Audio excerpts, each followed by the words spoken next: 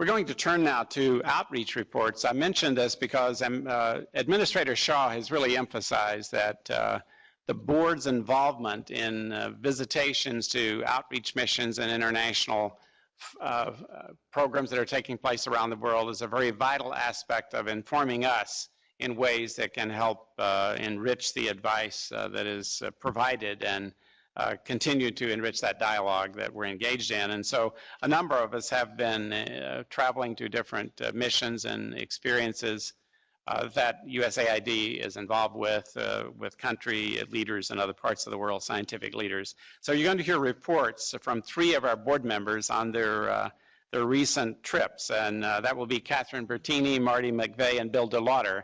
And I'm going to, in that order, simply turn to them and have them tell you about the. Thank you very much. Can I use a clicker for the slides? Thank you.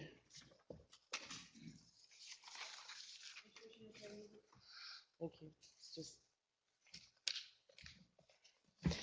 Thank you very much. On behalf of BIFAD, I attended a meeting of the Alliance for a Green Revolution in Africa in Arusha in September. The Alliance for a Green Revolution in Africa is, AGRA, is an African-run organization that is, whose purpose is to help support African farming. Its chair, Kofi Annan, has said, "We have an unprecedented opportunity today to realize the rich potential of the African continent and must build strong public and private partnerships to develop lasting solutions to global food security challenges."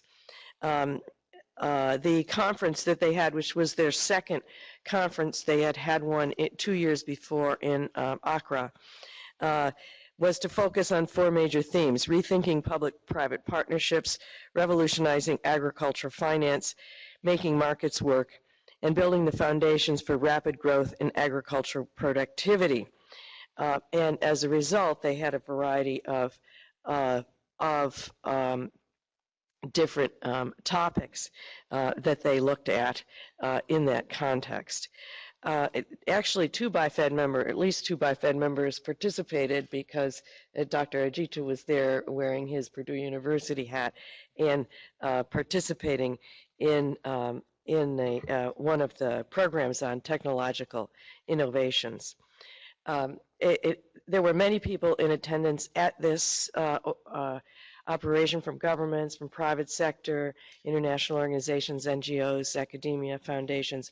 For those of you familiar with the World Food Prize Symposium in Des Moines, which occurs annually, this is, I would say, an African cousin to that event, because it's a very similar mix of people all talking about agriculture development, but including many farmers, actually, and people who are working on the ground in Africa.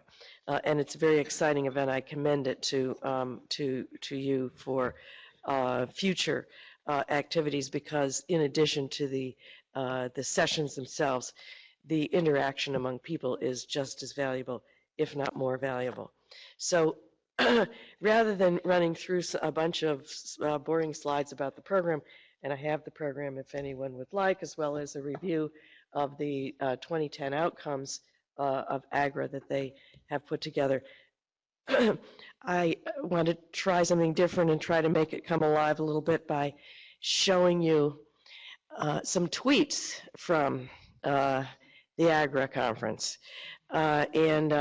There are, now Marty and I have been tweeting from this meeting, by the way, and I understand that the Chancellor and Harold are also tweeters. So we're getting into this new technology in a different way. But maybe this can just a little bit show kind of some of the energy that was at the conference.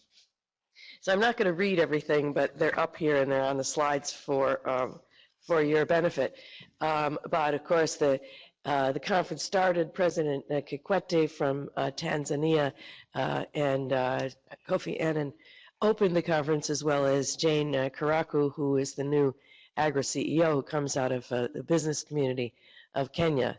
But the person who created the most buzz at the conference was Melinda Gates, who talked at the conference and talked in advance, as you can see here, about how excited she was to come and join the conference.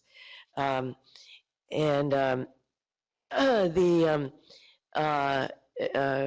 introduced her as Mama Melinda, and said, and also he talked about working alone on a small farmer has limited influence, but working with others, she has a lot of power. Now, I'm emphasizing she. He did not. He said it just as a regular part of his speech, which I thought was wonderful, since the majority of farmers in Africa are women. Let's use the right pronoun. But she said that, and of course the Gates Foundation is one of the creators of AGRA and a big funder of it, so she's pushing it a lot. But she also wants to say that agriculture isn't just agriculture; it interacts with health and business and nutrition and many other important outcomes. And she also obviously emphasized the women's role in this process.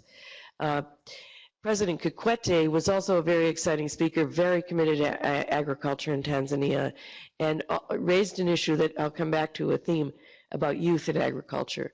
Came up, and there was even a special panel on this issue.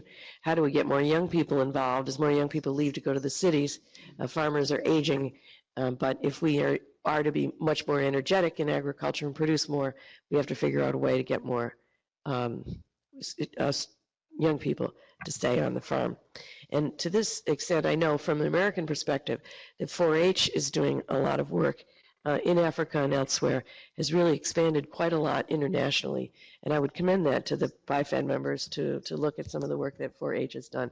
FFA has not internationalized, which I think is too bad, because they would have a lot to offer as well, but 4-H has. The president went on to talk about nutrition as well as being critically important to work on as we connect the two. As some of you know, Kima Dasino, who was earlier at AGRA and is now the Nigerian agriculture minister, also extremely articulate, and one of the most important points he made is that farming is a business. We need to think about it as a business. We need to help farmers be able to be better business people in that context and in that process. And he also said, nobody eats words. I used to say if words were currency at the United Nations, anyway, we'd have no poor people ever in the world. And we still need to pay attention to that. Namanga Ngwangi is a friend of many of ours. He was the outgoing president of AGRA, and he outlined some of the progress in the last 2 years since the last conference. President of BIFAD was there also talking about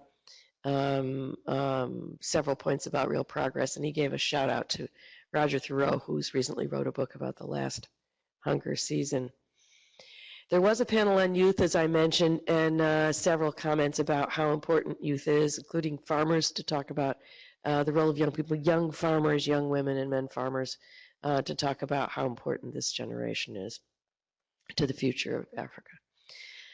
On markets, there was a lot of attention on markets, and I think one of the stars of the community in this area is the Ethiopian woman, Eleni Gabri Madden, who created the Ethiopian Stock Exchange just recently, or Commodity Exchange rather, just recently stepped down from that and got a prize, which I'll mention in a minute, used the prize to invest in girls in Ethiopia. That's close to my heart because when I won the World Food Prize, I used the money to invest in a trust fund for girls' education in the developing world. There was a fair amount of discussion about cell phone technology, which we now know is not quite ubiquitous in Africa, but is becoming much, much more used and is really very important. Another really dynamic person in the whole leadership field, and in this case, in extension, is Ruth Onyenga, who now chairs the Sasakawa African Association, and is always very strong and presenting issues in ways that only Ruth can present, but making us think about these issues. Of course, we talked about gender. I was on a panel on this topic, and we all said only very few words before people from the audience talked, and one male farmer from, I think, Niger stood up and said, "We don't want any of this talk about this sort of thing because it's going to disrupt our work and what the women are working in the fields, and we don't want to pull them out of the fields and disrupt the work that's already going on, and all of you that are doing this are going to end up hurting us farmers." And so I said, this is the green revolution, and we can't have a revolution if we're just all going to do the same thing over and over again. Let's talk about how we can make things work even better as we talk about the work of women and of men. And there was a guy named Tom Hobgood there from USAID who spoke up about Feed the Future and how important Feed the Future is. And there was also even a news article about this. That's a picture of Ruth. And if you get a copy of the slides, you can read the article. It was in allafrica.com. There were several awards given. Namunga Ngongi got an award from AGRA Lifetime Achievement Award, and he said he was way too young to get a Lifetime Achievement Award. And then Eleni received an award, as well as Agnes Kilabata, who is the Rwandan agriculture minister. And even Michelle Bachelet from UN Women commented on how wonderful it was that they received this award. I tweeted only about a few of the meetings that I had, and in the meetings, of course, BIFAD was one of the prominent discussions. But one was with Vicki Wild, who has organized Award, which is an organization that gives scholarships to women, bachelor, masters, and doctoral students who are working in agriculture. And part of their effort is to have them be mentors to other women. In fact, if they agree to the funding, they also agree to pay attention to other women as mentors in the field. Dr. Ngongi, of course, and then Kofi Annan, who, as I said, is always inspirational. Ruth Onyenga, who talked a lot about the work that Sasakawa is doing. Brantley Browning from the Bill and Melinda Gates Foundation, who's, of course, funding much of what's happening. The president of BIFAD, the head of the World Food Program regionally, and Pedro Sanchez, who also put World Food Prize money into girls' education, I should say. Pamela Anderson, who's really one of the leaders in the CG system and has a lot to offer in agriculture development agenda. And then my colleague from the Chicago Council, Lisa Ekman.